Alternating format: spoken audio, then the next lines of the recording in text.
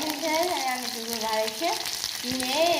ကျွန်မဆက်ရမယ့်ဟင်းလေးကတော့ဘဲဥရှင်ရောဖြစ်ပါရဲ့ရှင်ဒီလိုဒီနေ့ကျွန်တော်တို့ကိုရင်းနှီးလိုက်ပါမယ်နော်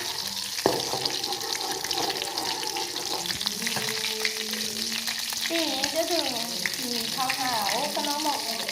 အရောင်တမောကလေးနဲ့ပေါ့နော်အရောင်တမောကိုဒီမှာနည်းနည်းလေးထည့်ထားပါရှင်ကလေးငယ်လေးပါစားလို့ရအောင်ပါရှင်လောအောင်ကြည့်နေပါမယ်ချောင်းရစားလေးကိုထည့်ပါရရှင်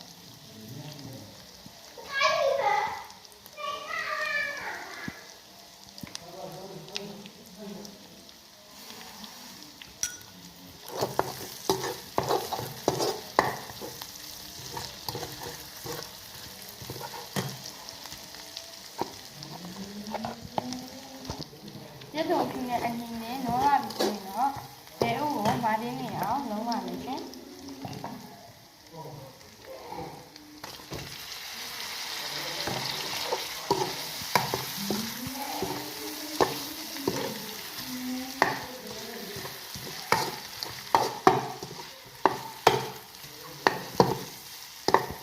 ဘဲဥလေးမတင်းနေဖြစ်သွားပြီဆိုရင်တော့ငါပြားကြီးထည့်ပြီးတော့ပြန်ထပ်လုံးပါမယ်ရှင်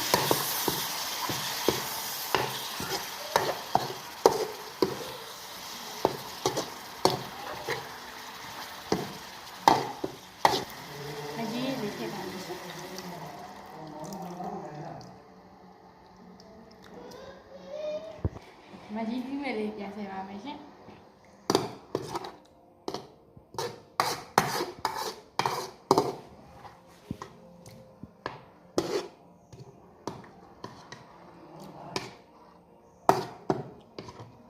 5 မိနစ်ကအဖုံးအုပ်ထားပါမယ်ရှင်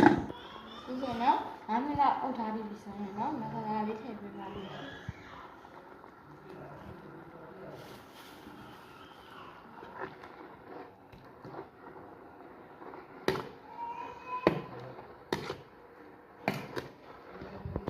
ဆိုရင်တော့ကလေးပါစားလို့ရရဲ့ဘဲဥရှင်ချူချက်လေးရသွားပါပြီရှင်အရန်ကိုလွယ်ကူတဲ့ဒီနေ့တစ်ခါပါရှင်အားလုံးပါနှိုင်းပါပါရှင်